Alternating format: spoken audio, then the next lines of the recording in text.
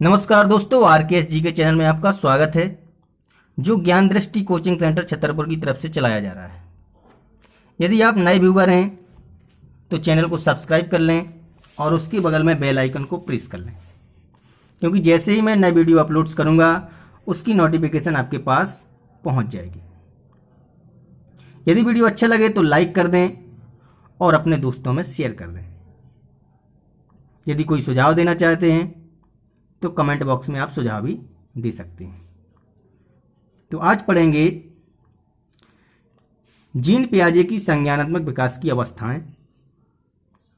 बहुत महत्वपूर्ण टॉपिक है, इससे 2 या 3 नंबर का पक्का पूछा जाता है, इससे आता ही है, इसलिए ये टॉपिक और भी महत्वपूर्ण हो जाता है। तो सबसे पहले हम पढ़ेंगे जीन पियाजे ने कुछ संज्ञानात्मक सिद्धांत दिए हैं, जिसमें पहला है अनुकूलन। इसमें बताया गया है अनुकूलन। तो अनुकूलन क्या है? वातावरण के अनुसार अपने आप को ढालना ही अनुकूलन कहलाता है। अनुकूलन के अंतर्गत 2 पार्ट्स आ जाते हैं। पहला आता है आत्मसातकरण और दूसरा है समायोजन। अब आत्मसातकरण क्या कहलाता है? तो इसका मतलब है पूर्व ज्ञान को नए ज्ञान से जोड़ना। इसका मतलब है जैसे कोई शिक्षक विद्यार्थी को बताता है कि जो आसमान में ऊपर उड़ता है वो एरोप्लेन कहलाती, तो बच्चे के दिमाग में अब क्रियाएं चलने लगी मस्तिष्क में। हाँ, एक बात और, जो क्रियाएं मस्तिष्क में बच्चे के चलने लगती हैं वो स्कीमा कहलाता है। यानी छोटे छोटे बच्चों की क्रियाएं मस्तिष्क से जो जुड़ी रहती हैं वो स्कीमा है। अब यही बात है कि शिक्षक ने बताया कि जो दिमाग में चलता है, यानी जो कहें आसमान में उड़ रहा है वो एरोप्लेन है, तो बच्चे के दिमाग में चलने लगा कि हाँ, जो उड़ रहा होगा वो एरोप्लेन है। अब वो जाता है और देखता है कि चिड़िया आसमान में उड़ रही है, तो वो ये सोचने लगता है कि ये भी क्या है, ये एरोप्लेन ही है। यानी उसने पूर्व ज्ञान को नए ज्ञान से जोड़ा है कहीं ना कहीं। तो यही कहलाएगा आत्मसातकरण। तो शिक्षक ने स्कूल में बताया कि जो आसमान में उड़ता है वो एरोप्लेन कहलाता है। अब बच्चे ने देखा चिड़िया को कि आसमान में उड़ रही है, तो उसने पूर्व ज्ञान को नए ज्ञान से जोड़ने की कोशिश की कि हो सकता है जी क्या है, ये एरोप्लेन होगा। तो जी होगा, इसको कहते हैं आत्मसातकरण, यानी पूर्व ज्ञान को नए ज्ञान से जोड़ना। अब दूसरा पार्ट इसका है अनुकूलन में समायोजन। अब समायोजन में क्या होता है कि पूर्व ज्ञान में परिवर्तन करके वातावरण के साथ तालमेल बैठाना। तो इसका मतलब ये हुआ कि बच्चे ने उस चिड़िया को एरोप्लेन समझ लिया, लेकिन अब शिक्षक क्या करेगा, वो बताएगा कि ये चिड़िया उड़ तो रही है लेकिन ये एरोप्लेन नहीं है, चिड़िया भी आसमान में उड़ती है। तो उसके पूर्व ज्ञान में परिवर्तन करना पड़ेगा, तब वो सही चीज सीख पाएगा। तो पूर्व ज्ञान में परिवर्तन करके वातावरण के साथ तालमेल बैठाना, यानी हो सकता है कि दूसरी चीज भी उड़ सकती है, तो बच्चे को बताना पड़ेगा कि एरोप्लेन आसमान में उड़ता है और चिड़िया भी उड़ती है, चिड़िया एरोप्लेन नहीं है। यानी उन्होंने क्या कर दिया, समायोजन, यानी पूर्व ज्ञान में परिवर्तन करके वातावरण के साथ तालमेल बैठाना ही कहलाता है समायोजन। अब आई बात संतुलन। तो संतुलन क्या है? अब देखो, संतुलन दोनों को साथ में लेकर चलना पड़ेगा, तब तो संतुलन होगा। यानी पूर्व ज्ञान को नए ज्ञान से जोड़ने के साथ साथ पूर्व ज्ञान में परिवर्तन भी करना पड़ेगा वातावरण के साथ, यानी कि संतुलन कहलाएगा। इसके द्वारा होता है बालक आत्मसातकरण और समायोजन की क्रियाओं के बीच संतुलन कायम करता है, वो कहलाता है संतुलन। स्कीमा अभी बता ही दिया है कि छोटे छोटे बच्चों की क्रियाएं मस्तिष्क से जुड़ी रहती हैं, स्कीमा कहलाती है। यानी हम कुछ भी बताएंगे तो मस्तिष्क में उनके कुछ ना कुछ दिमाग में चलने लगता है, वो स्कीमा कहलाता है। आगे देखते हैं कि जीन पियाजे की संज्ञानात्मक विकास की अवस्थाएं। तो पहली बात तो ध्यान दें कि जीन पियाजे स्विट्जरलैंड के वैज्ञानिक हैं जिनका जन्म 9 अगस्त 1896 को और इनकी मृत्यु 16 सितंबर 1980 को हो गई। तो जीन पियाजे जी ने संज्ञानात्मक विकास की 4 अवस्थाएं बताई हैं। पेपर में आ जाता है कि संज्ञानात्मक विकास किसने दिया है, तो जीन पियाजे जी ने दिया है। ज्ञानात्मक विकास भी आ जाता है कभी कभी, या विकासात्मक आ जाता है, तो जीन पियाजे ही लगाना है। तो इसकी 4 अवस्थाएं हैं। तो इन्होंने 4 अवस्थाएं कौन कौन दी हैं? पहली दी है संवेदनात्मक गामक अवस्था। कौन सी है? संवेदनात्मक गामक अवस्था, या इसी को कह देते हैं इंद्रिय जनित गामक अवस्था, जो चलती है 0 से 2 वर्ष तक। इसमें वस्तु स्थायित्व का गुण पाया जाता है। अब बात आई कि वस्तु स्थायित्व का गुण क्या कहलाता है।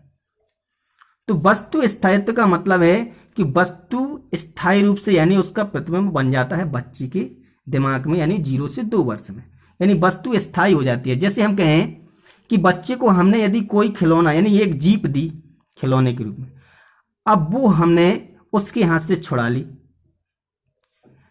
इसके बाद हमने उसको छुपा दिया। छुपाने के बाद अगर हम उसको कोई दूसरी चीज देंगे तो वो उसको फेंक देगा, वो कहेगा हमें वही चीज चाहिए। यानी आप उसे वही कार दे देंगे दोबारा तो वो खुश हो जाएगा, यानी दूसरी चीज देंगे तो वो खुश नहीं होगा, उसको फेंक देगा। यानी वस्तु स्थायित्व यानी उसके दिमाग में यानी मस्तिष्क में वो वस्तु बैठ गई है, दिमाग में चढ़ गई कि वो वस्तु वही है, वही चाहिए हमें। तो ये होता है छोटे बच्चों में 0 से 2 वर्ष में वस्तु स्थायित्व का गुण आ जाता है। यानी इसमें कहें इंद्रियां काम करती हैं और संवेग काम करते हैं।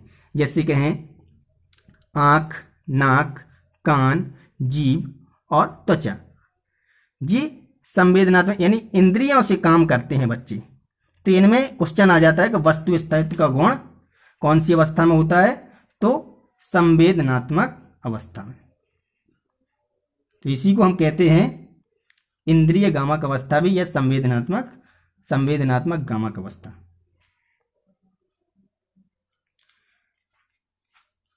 इसके बाद दूसरी आती है पूर्व संक्रियात्मक अवस्था।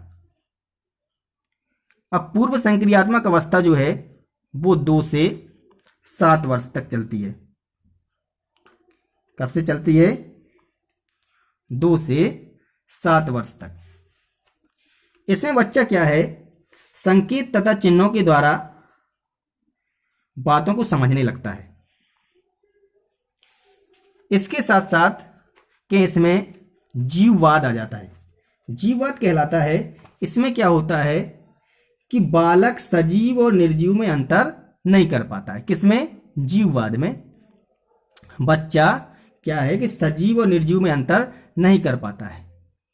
कि अगर बच्चा किसी कारण से यदि उसको किसी चीज से चोट लग गई है तो वो रोने लगेगा, और यदि उसके पेरेंट्स यानी माता पिता कहें उस चीज को थोड़ी पीट दें, चाहे वो निर्जीव हो चाहे जैसी हो, तो बच्चा खुश हो जाता है, चाहे पत्थर क्यों ना हो, तो वो खुश हो जाता है कि हाँ मार दिया सही है। यानी उसमें सजीव और निर्जीव में अंतर नहीं है, उसको पता कि इसमें जीव है कि नहीं है, इसको दर्द होगा, लगेगा कि नहीं लगेगा। यानी पूर्व संक्रियात्मक अवस्था जो 2 से 7 वर्ष तक होती है, इसमें बच्चा सजीव और निर्जीव में अंतर नहीं कर पाता है। दूसरा, इसमें अहम केंद्रता होती है। अहम केंद्रता मतलब जब बच्चा यह सोचना शुरू कर देता है कि जो वह कर रहा है या जो सोच रहा है वह सब ठीक है, यानी वहां पे बच्चा अपना मर्जी का मालिक होता है। वो जो कर रहा है वो सोचता है कि हम ही सही हैं, बाकी सब बेकार है। तो ये होता है अहम केंद्रता। तीसरे में कह रहा है अपलटावी।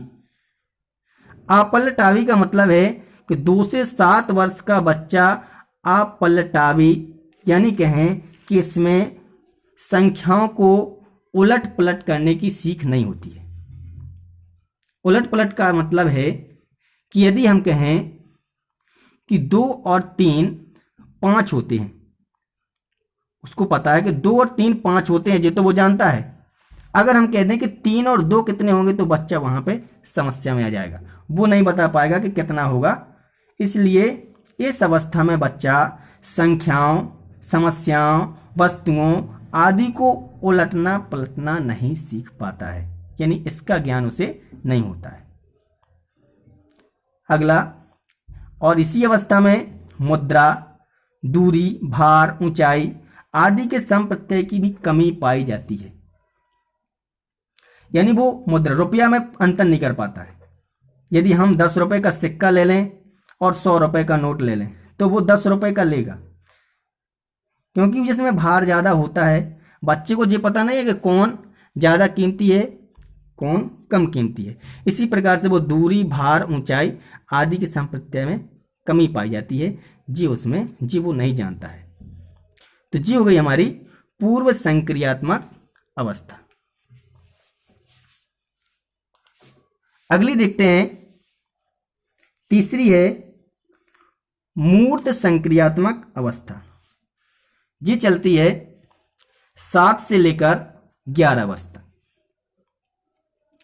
इसमें प्रत्यक्ष वस्तुओं एवं घटनाओं के बारे में सोचना एवं वस्तुओं को पहचान कर वर्गीकरण करना सीख जाता है।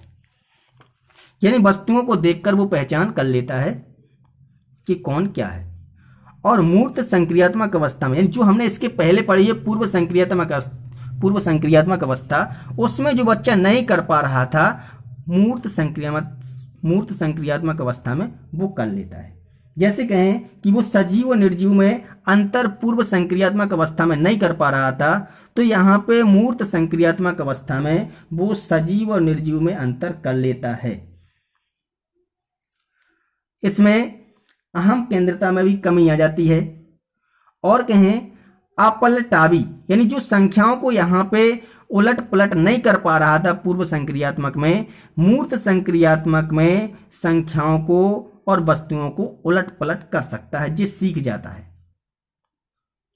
और कहें मुद्रा, दूरी, भार, ऊंचाई आदि के जो संप्रत्यय सीख जाता है मूर्त संक्रियात्मक अवस्था में, जिस सबको जानने लगता है कि रुपया कौन ज्यादा कीमती है, कौन कम कीमती है, दूरी, भार, ऊंचाई सब कुछ पहचानने लगता है। किसमें? मूर्त संक्रियात्मक अवस्था में। 7 से जो 11 वर्ष तक चलती है। एक बात और ध्यान दें,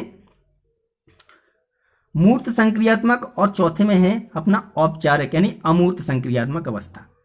यदि क्वेश्चन में आता है कि तार्किक चिंतन किस अवस्था में होता है, तो तार्किक चिंतन मूर्त संक्रियात्मक अवस्था ही लगाना, ये याद रखना।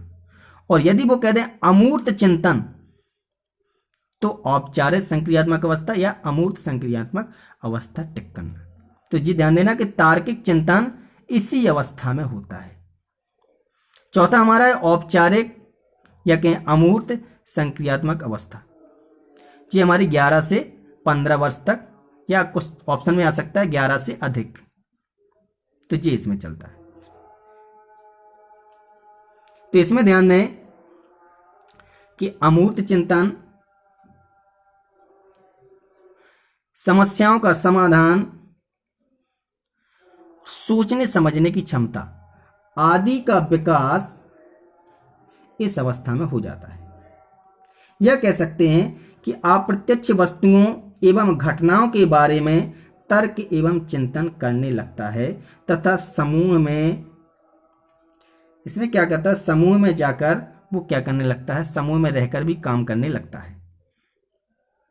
तो अमूर्त चिंतन, समस्याओं का समाधान, सोचने समझने की क्षमता आदि का विकास इस स्टेज में हो जाता है और आदर्श चिंतन का भी विकास हो जाता है। तो जीता हमारा जीन पियाजे का संज्ञानात्मक विकास। तो इससे 2 या 3 क्वेश्चन पक्का आते हैं पेपर में, यानी इससे क्वेश्चन तो बनना स्वाभाविक है, आते रहे हैं और आते रहेंगे। इसलिए ये टॉपिक बहुत ही महत्वपूर्ण है, इसलिए इसको अच्छे से पढ़ लें। अगर वीडियो अच्छा लगा है तो लाइक कर दें, शेयर कर दें। Thanks for watching.